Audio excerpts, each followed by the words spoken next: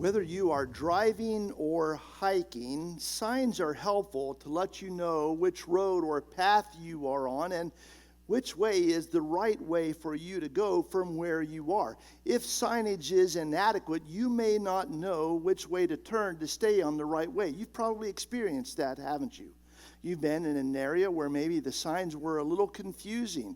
They seem to point one direction, but you don't know if it's the immediate turn or the one right after that. Or maybe the signs just aren't very clear and the directions aren't obvious to you, and that may not be as much a problem today with GPSs on everyone's phones as it was a decade or a decade or so ago. But when we come to the crossroads of various intersections, we need to know which way to turn, and signs are helpful. Here is an example of a couple of signs you might say. Do you choose the gentle path or the groovy way? Now, that may not resonate with you unless you are a reformed hippie. And if you are one of those, then you know you always choose the groovy way, right? What do you do when you stand at these diverging paths? There is no sign to guide you as to what might lie ahead. One path looks obviously ominous and foreboding, but the other looks more bright and cheerful and inviting, and will probably take the left arm of that diverging paths there. What do you do when you find yourself at this intersection? I don't even want to be in that neighborhood. That was one scary guy. I know which way to turn at this juncture. I always take the left. It may not be the right path, but it's the one I find myself going every time. In this next example, do you take the cycle path or the one that sounds similar to that? It isn't helpful if the path is not marked, if it just says path, path, path each direction. You don't know which path it is or where it's going to, what its destination is. But there are some people who say, well, that's exactly the point, that it doesn't matter which path you take because they all are the right path.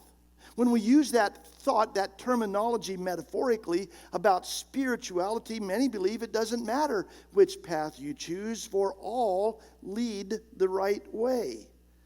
That belief is depicted in this caricature. We're all just walking each other home. There's Jesus and Buddha and Krishna arm in arm. And you see what the point is. Every path leads the right direction.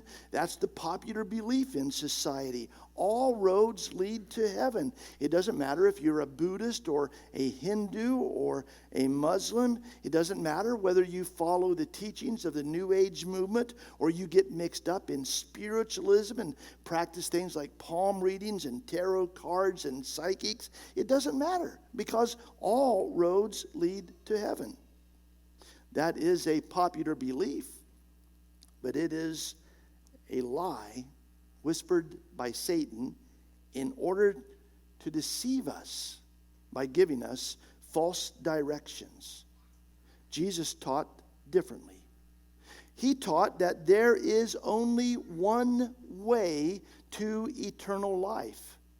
He knew that most would suggest that there are many paths, and so in that teaching he said that the people who would find the one true way are few in number. He described it as the narrow road that leads to a narrow gate. It's not the popular choice. Let's read his words in Matthew 7, verses 13 and 14. Go in through the narrow gate because the gate is wide and the road is spacious that leads to destruction, and many people are entering by it. How narrow is the gate and how constricted is the road that leads to life, and there aren't many people who find it. And then at the end of his ministry, Jesus identified himself as that way, that one true way to eternal life, when in John 14:6 he said, I am the way. Jesus spoke about the way to eternal life, indicating there is only one road.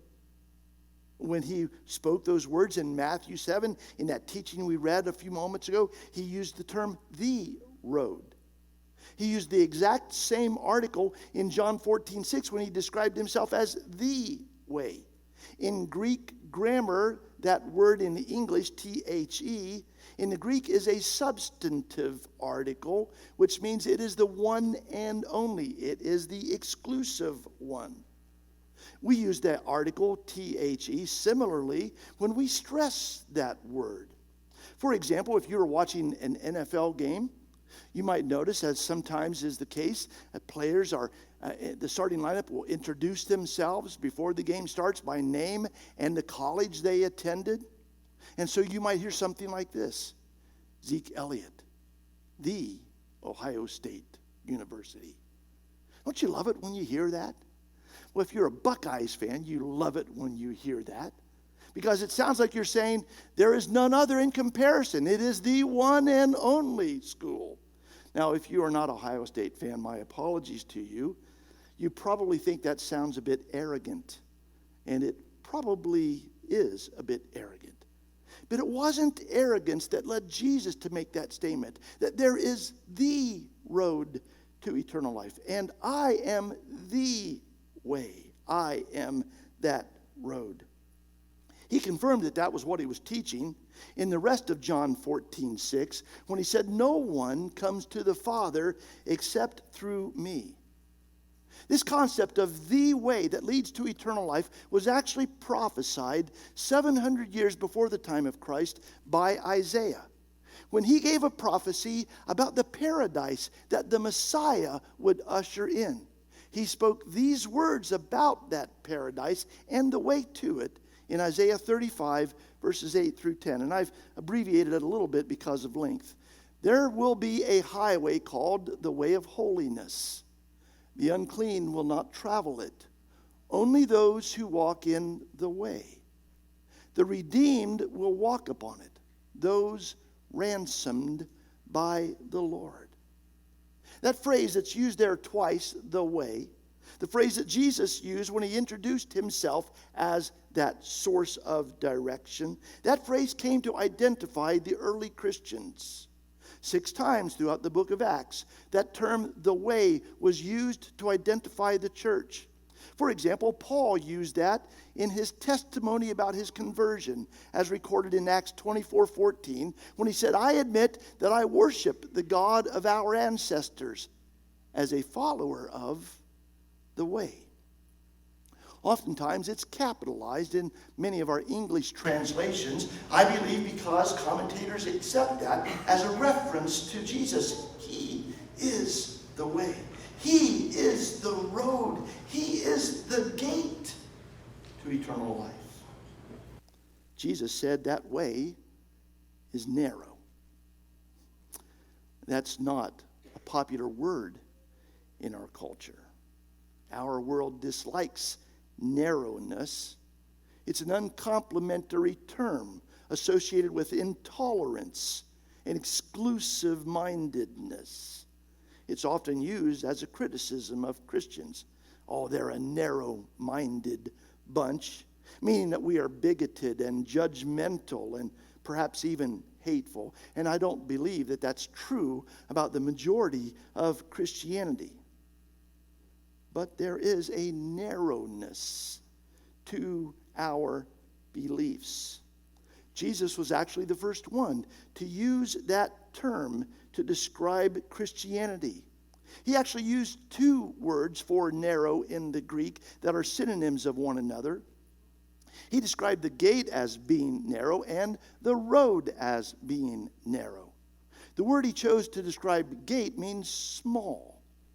The road that he chose to describe road, that kind of narrow, means restricted, or we would say narrowed down. It's the same concept that we experience on a regular basis when we are driving. You've had that experience. We had it just yesterday, and you've had it in various places around the area as road work is being done and 2 lanes are narrowed down to 1. In the process of that narrowing down, the road is somewhat restricted. Traffic flow is restricted on that road. God's road is restricted. It's restricted to His will alone. In God's kingdom, His morals only are practiced. In God's kingdom, His will alone leads His people. Do you remember the Outback Steakhouse advertising motto of about a decade ago? I'll start it and you finish it for me. No rules. No one remembers? No rules, just right. Thank you, Scott. No rules, just right. That was their advertising motto. Kind of promoting themselves as a fun place to come. There aren't any rules here. Just come and enjoy yourself. It's free and easy. Everyone will have a good time. Well, that motto, no rules, just right, didn't actually work. We were dining there one time in the height of that advertising campaign. And so then waiter after the meal brought us the check, and I teased him a little, and I said, no rules, just right, correct? He said, yep, that's correct. I said, well, my right is that I should have this meal for free, and I handed him back the check. He said, oh, no, we have a rule about that. What did I miss? The motto of God's kingdom is this: there is no right without my rules. God's kingdom is restricted to His ways alone. The road to that kingdom is restricted. That's why we read this in verse 14. There aren't many people who find it. We don't like restrictions. We don't like to be told what we cannot do. Too many of us want to do things our own way. But that philosophy is represented by the wide road, the beaten path, the well-worn trail, the popular way. Our world's philosophy is one of majority morality. Whatever the majority believes is right. Majority rules, we are told. That flows naturally out of our government of democracy, the rule of the people, the voice of the masses. But in God's kingdom, there is no democracy. It's a theocracy. God rules, and we cannot, the masses cannot outvote His will. I've had several conversations with people over the years who were critical of Christianity. Some of those critics have attempted to prove to me the illegitimacy of the Christian faith by stating that many millions of people in our world do not believe the claims of Christianity. Their reasoning is that since the Christian faith is a minority opinion, it must be the wrong one. That the majority view, especially in this enlightened age, is the one to be trusted. Christianity, they reason, is merely an outdated superstition that few people adhere to anymore, so it must not be legitimate. They are partially correct in that Christianity, despite being the world's largest religion, is held by only 31% of people who believe anything at all. In other words, 69% of the people in this world who have faith in something choose a faith other than that of Christian belief. And then on top of that, there are all those who are atheists or agnostics. And so the Christian faith is, in fact, the minority viewpoint in our world. But does that matter? And should that surprise us? Because Jesus told us there would be few who would find that road. There would be few who would enter the gates of eternal life. Let's read His words again in Matthew 7:14, this time in the New Living Translation. You can enter God's kingdom only through the narrow gate. The highway to hell is broad, and its gate is wide for the many who choose that way. The wide road has plenty of room. Plenty of room for a diversity of opinions. Plenty of room for a diversity of morals and beliefs. There are no restrictions on that road. There are no boundaries to hem us in. Everyone can go their own way on that road. It is all inclusive. Therefore, many will choose that way. It is the easy way. But that way leads the wrong direction. Jesus alone is the way. He does not merely point the way by his teaching. He is the way. He does not merely demonstrate the way by his living. He is the way. He is the only way to be saved. He is the only hope for eternal life. About 6 years ago, I conducted a funeral service for a man who used to be a member of our church. I had baptized him in the first years of my ministry here. But a few years after his conversion, he turned away from God and walked away from the Christian faith. He did not want to walk a path that was restricted by God's ways for his life. We remained friends through the years, and I would see him from time to time. I sometimes tried to strike up a conversation about his spiritual life, but he always changed the subject. I invited him back to church, but he always declined. When he became terminally ill, he asked me to conduct his funeral. I tried once again to talk to him about the Christian faith, but he just related some odd New Age kind of belief that he had adopted. It saddened me to think of officiating his funeral service without offering his family words of hope. The family chose 2 songs that they wanted played during his funeral. They wanted Frank Sinatra's song, "I Did It My Way," played just before I spoke. They explained that that song fit him perfectly, for he had lived his life his way, according to his values and his beliefs. And he had been very proud of that. And then they wanted the old gospel hymn, "Amazing Grace," played after I had concluded my remarks. They were unable to see the incongruity of those 2 songs. Grace means God's salvation is a gift to us, and we cannot obtain it by our own way. Like most people in a situation like that, his family wanted to believe that he was in a better place.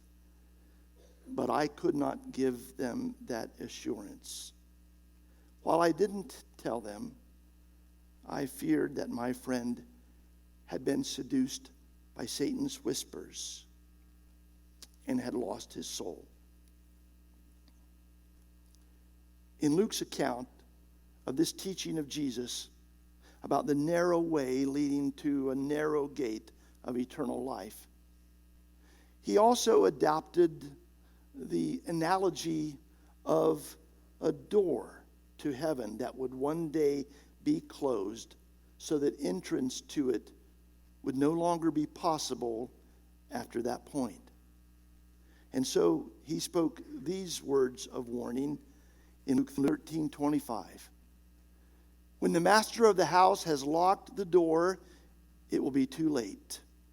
You will stand outside knocking and pleading, "Lord, open the door for us." But he will reply, "I don't know you." That door is still open, but it will close one day, maybe soon. It will be too late for some to enter. They will be left outside pleading in vain. Don't be one of those. Don't wait. Don't risk entering the eternity of destruction because the gates already been shut. Choose the narrow road. Choose the road to life. Choose Jesus now.